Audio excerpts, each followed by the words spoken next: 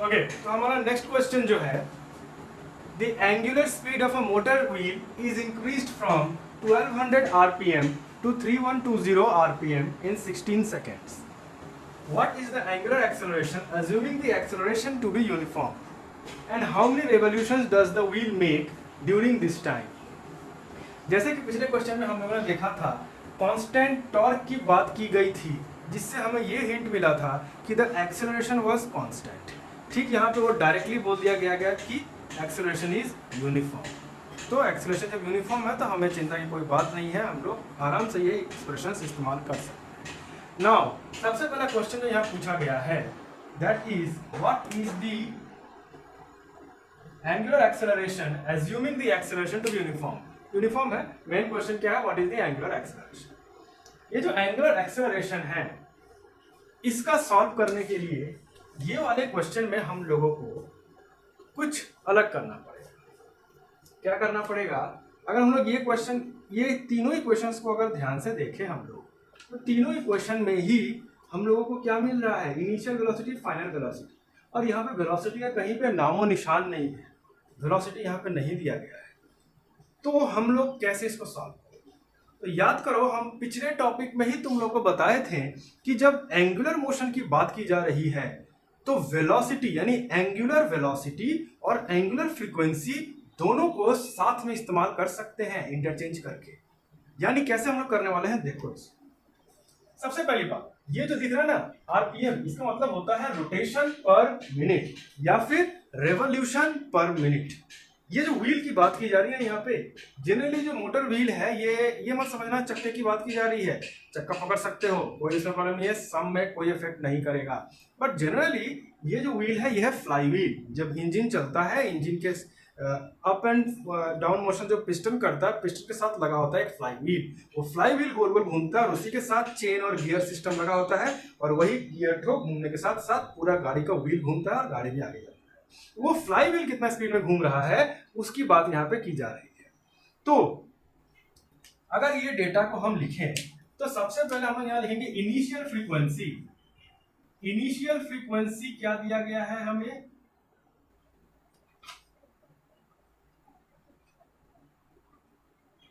1200 RPM यानी revolution पर minute.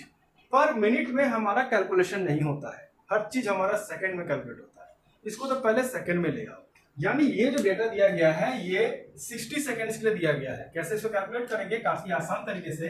पर मिनट यानी एक मिनट में ये 1200 रेवोल्यूशंस दे रहा है। एक मिनट को लिख सकते हैं 60 सेकंड्स में ये 1200 रेवोल्यूशन दे रहा है। तो 1 सेकंड में ये कितना दे देगा, 1200 बाय 60, ये कट गया 220। दैट मीन्स इसी को अगर हम लोग कन्वर्ट करें तो ये हो जाएगा 20 रेवोल्यूशंस पर सेकेंड। और फाइनल फ्रीक्वेंसी अगर निकालें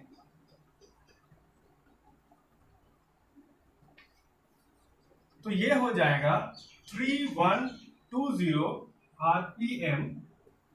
इसी को हम लोग सेम मेथड से अगर हम लोग सॉल्व करेंगे तो ये हम लोगों को दे देगा 52 रेवोल्यूशंस पर सेकेंड। अब यहाँ पे प्रॉब्लम ये है कि ये जो आरपीएस है या आरपीएम है, ये लीनियर फ्रीक्वेंसी है, यानी लीनियर मोशन में इस्तेमाल किया जाने वाला यूनिट है। इसका एंगुलर वर्जन हम लोगों को निकालना पड़ेगा। अब एंगुलर वर्जन में हम लोग देखे थे, एंगुलर वर्जन में यानी एंगुलर फ्रीक्वेंसी को कैसे निकालते हैं लीनियर फ्रीक्वेंसी से। फॉर्मूला क्या है, angular frequency omega is equal to 2 pi F, जिसमें ये रहे फ्रीक्वेंसी। तो इनिशियल फ्रीक्वेंसी, इसी को अगर हम एंगुलर में कन्वर्ट कर दिए तो एंगुलर इनिशियल फ्रीक्वेंसी क्या होगा, या इनिशियल एंगुलर फ्रीक्वेंसी ये हो जाएगा 2 पाई एफ, एफ यानी 20, तो ये हो जाएगा 40 पाई रेडियन पर सेकेंड। अब अगर इसके यूनिट पे ध्यान दोगे तो जाहिर सी बात है यहाँ पर क्या दिख रहा है, ये रेडियन पर सेकेंड यानी मीटर पर सेकेंड। ये निकाल रहे हैं हम फ्रीक्वेंसी, फ्रीक्वेंसी का यूनिट जब हम लोग लीनियर यानी ट्रांसलेशनल मोशन, लीनियर मोशन की दुनिया में जब हम लोग फ्रीक्वेंसी निकालते थे तो उसका यूनिट था पर सेकेंड या हर्ट्ज। बट एंगुलर मोशन की दुनिया में वही फ्रीक्वेंसी का यूनिट हो जाता है रेडियन पर सेकेंड। दैट मीन्स एंगुलर की दुनिया में एंगुलर फ्रीक्वेंसी और एंगुलर वेलोसिटी में कोई अंतर नहीं है, दोनों ही सेम है, बस नाम अलग है। किसी को भी निकालने के लिए तुम किसी का भी फॉर्मूले को इस्तेमाल कर सकते हो। यानी यहां पर देखो हम लोग बहाना इस्तेमाल कर रहे हैं फ्रीक्वेंसी का, लेकिन निकलेगा हम लोग का वेलोसिटी यानी एंगुलर वेलोसिटी। इसी को कैसे एंगुलर वेलोसिटी में इस्तेमाल करेंगे यही सीखना पड़ता है ये केस में, इसीलिए एग्जांपल तो करवाए हम ताकि तुम लोग को ये बात समझ में आ जाए कि ओमेगा का मतलब एंगुलर फ्रीक्वेंसी भी होता है और एंगुलर वेलोसिटी भी होता है। जब मन करे जिसका वैल्यू जिसका फॉर्मूला जिसके साथ जोड़ के निकाल सकते हो। तो एंगुलर इनिशियल एंगुलर फ्रीक्वेंसी ये हो गया, फाइनल एंगुलर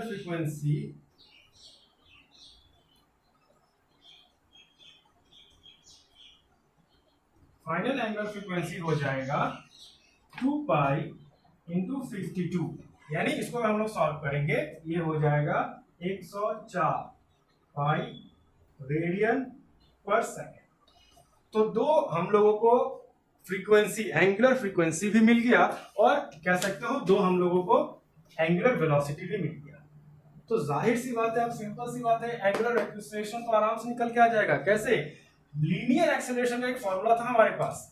लीनियर एक्सेलरेशन का फॉर्मूला ये था कि acceleration is equal to final velocity ef या v minus initial velocity by change in time. यानी एक्चुअल एक्सप्रेशन था हमारा change in velocity by change in time. ये हमारा बेसिक फॉर्मूला था एक्सेलरेशन का, लीनियर एक्सेलरेशन का। इसी को अगर कन्वर्ट कर दिया हम लोग एंगुलर एक्सेलरेशन में, तो ये क्या हो जाएगा, ए के बदले हो जाएगा alpha is equal to final velocity के बदले हो जाएगा ओमेगा एफ और इनिशियल वेलोसिटी के बदले हो जाएगा omega I by change in time. तो चेंज इन टाइम हमारा शुरू से 16 सेकंड ही हुआ है, तो 16 यहाँ पे लेंगे हम लोग। अब वैल्यू अगर पुट किए तो फाइनल एंगुलर फ्रीक्वेंसी हो जाएगा 104 pi minus 40 pi divided by 16। अब इसको हम लोग अगर सॉल्व करते हैं तो हमारा अल्फा जो है वो निकल के आता है 4 पाई रेडियन पर सेकेंड, यानी this will give us alpha जो है 4 पाई रेडियन पर सेकेंड स्क्वायर। ये दे देगा हम लोगों को अल्फा का value. So this is how you find the angular acceleration. देखो प्रोसेस हमारे पास सब है, फॉर्मूला हमारे पास सब है, कब किसका इस्तेमाल करना है यही होता है ट्रिक। और यहीं पे फर्क हो जाता है उस स्टूडेंट्स में जो कर पाते हैं और कौन नहीं कर पाते हैं। यहाँ पे ये जो फॉर्मूला है ये हम लोगों ने सीखा था लीनियर इक्वेशंस में, लीनियर जब हम लोग कर रहे थे या ट्रांसलेशनल मोशन की बात कर रहे थे, 1 डायमेंशनल 2 डायमेंशनल मोशन की, तब हम लोगों ने ये सारी चीजें सीखी थी और उसका इस्तेमाल हम लोग अब यहाँ पे कर रहे हैं। सो ये हो गया हमारा पहला क्वेश्चन जिस तरीके से किया जाए। अब जरा दूसरा क्वेश्चन भी कर लेते हैं, how many revolutions does the wheel make during this time. अब ये क्वेश्चन का एक बेसिक सा कॉन्सेप्ट है। एक रिवोल्यूशन जब कोई चीज करता है, मान लो ये व्हील है, ये व्हील है, इस व्हील पे ये रहा एक स्पॉट। जब ये व्हील एक रेवोल्यूशन करेगा that means this spot will move from here to here. That means इसने कितना एंगल कवर किया, टोटल 360 डिग्री कवर किया। इन रेडियन अगर इसको बोलेंगे तो 360 डिग्री को रेडियन में कहते हैं 2 पाई, यानी इसने टोटल 2 पाई रेडियन कवर किया।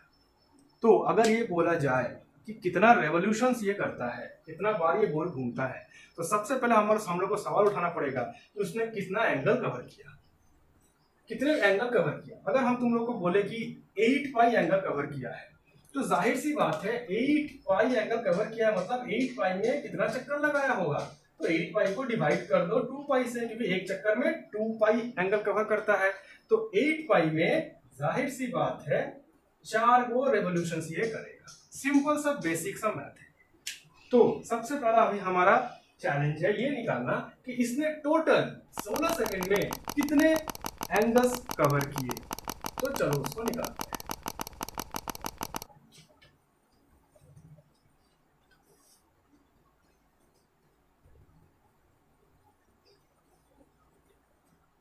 इस इक्वेशन का इस्तेमाल करते हैं हम लोग, यहाँ पे हमें काफी आसानी से सारी चीजें मिल जाएंगी।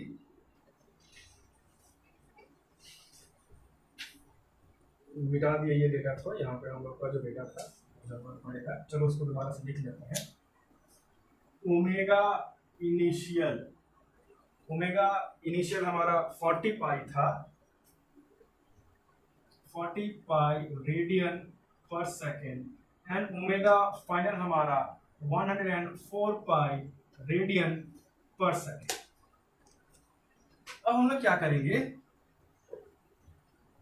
ये फॉर्मूला का इस्तेमाल करते हैं। पहला वाला फॉर्मूला अगर हम लोग इस्तेमाल करें तो theta is equal to omega naught t plus half alpha t square, which means हम लोग को एंगल निकालना है। दैट मीन्स ओमेगा नॉट क्या होगा, या ओमेगा इनिशियल, ओमेगा नॉट, या ये जो ओमेगा नॉट यहाँ लिखा हुआ है इसके बदले अगर हम ओमेगा इनिशियल लिख दे तो बात सेम रहेगा।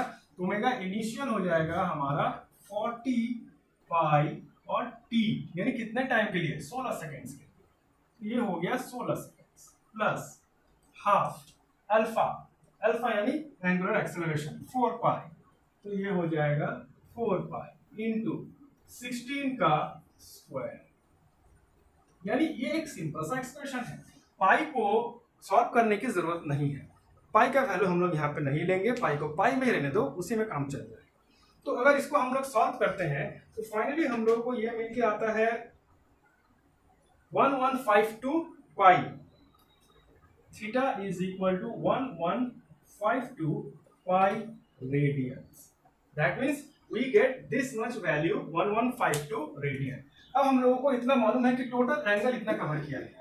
अगर इतना एंगल कवर किया जा रहा है तो इतना एंगल कवर करने में उसने कितना रेवोल्यूशन मारा होगा, तो एक रेवोल्यूशन में अगर वो 2 पाई मारता है, तो इसको बढ़िया से समझना, न्यूटनी मेथड है, अब जब भी समझाए थे, एक रेवोल्यूशन में, या फिर ऐसे करते हैं 2 पाई के एंगल में वो एक रेवोल्यूशन कवर करता है, 2 पाई के एंगल में वो एक रेवोल्यूशन करता है कवर, बस यहां से यहां तक जाएगा तो 2 पाई यानी 360 डिग्री कवर किया 1 रेवोल्यूशन। तो 1 पाई के, या 1 पाई नहीं 1 में, 1 रेडियन में ये कवर करेगा 1/2 पाई रेवोल्यूशंस, 1 रेडियन में 1/2 पाई रेवोल्यूशंस कवर करेगा।